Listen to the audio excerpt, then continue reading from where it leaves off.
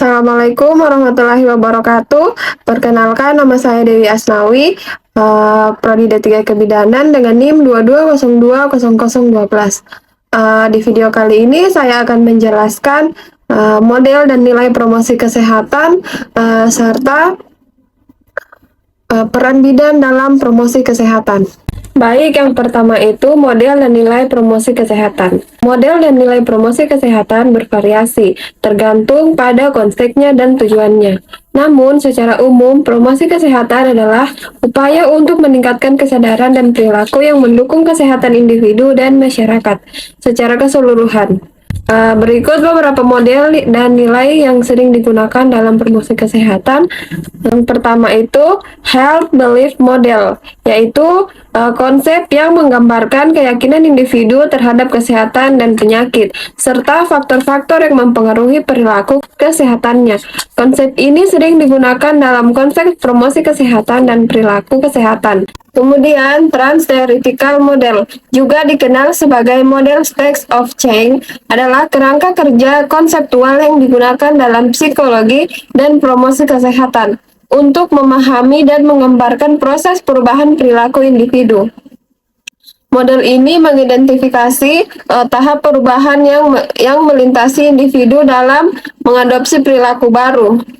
Yang ketiga itu Theory of Resonant Action, yaitu tindakan yang didasarkan pada alasan, adalah kerangka kerja psikologis yang digunakan untuk memahami dan memprediksi perilaku manusia berdasarkan niat mereka. Teori ini dikembangkan oleh Martin Fishbein dan Icek Ajzen pada tahun 1967 dan telah menjadi dasar bagi banyak penelitian di bidang perilaku kesehatan pemasaran sosial. Kemudian yang keempat itu Stress and Coping.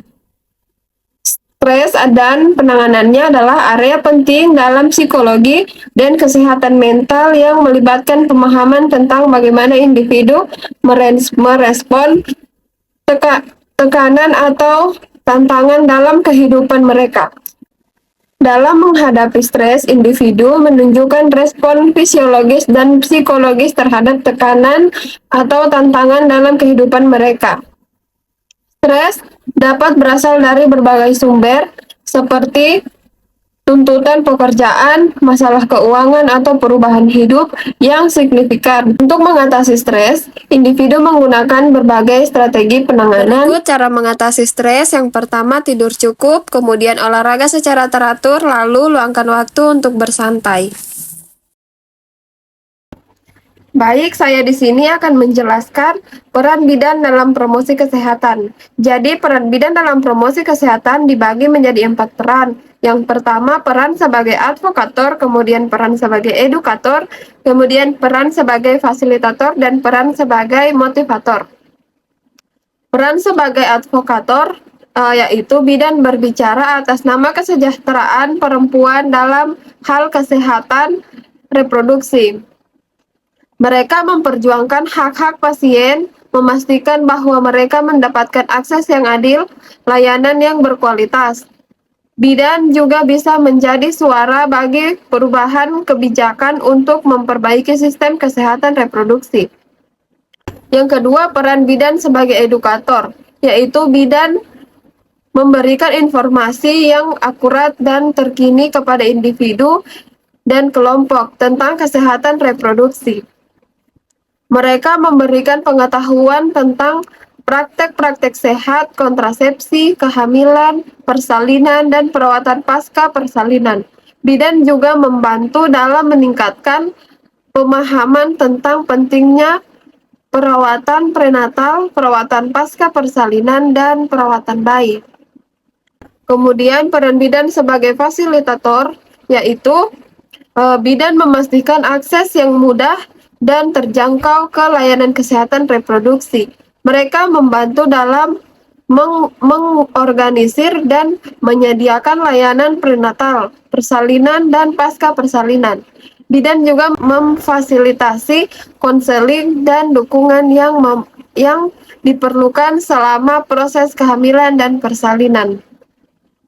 Kemudian yang keempat, peran bidan sebagai motivator, yaitu bidan memberikan dukungan emosional dan mental kepada individu dan keluarga mereka selama perjalanan kehamilan, persalinan, dan pasca persalinan. Mereka memberikan dorongan dan motivasi untuk mengambil tindakan yang sehat, termasuk pemeliharaan kesehatan prenatal, pemilihan gaya hidup yang sehat, dan perawatan diri yang baik. Bidan juga bisa menjadi sumber inspirasi dan dukungan bagi individu yang menghadapi tantangan kesehatan reproduksi. Jadi dari kedua materi tadi, mungkin itu saja yang bisa saya jelaskan. Sekian video dari saya, semoga bermanfaat. Terima kasih. Assalamualaikum warahmatullahi wabarakatuh.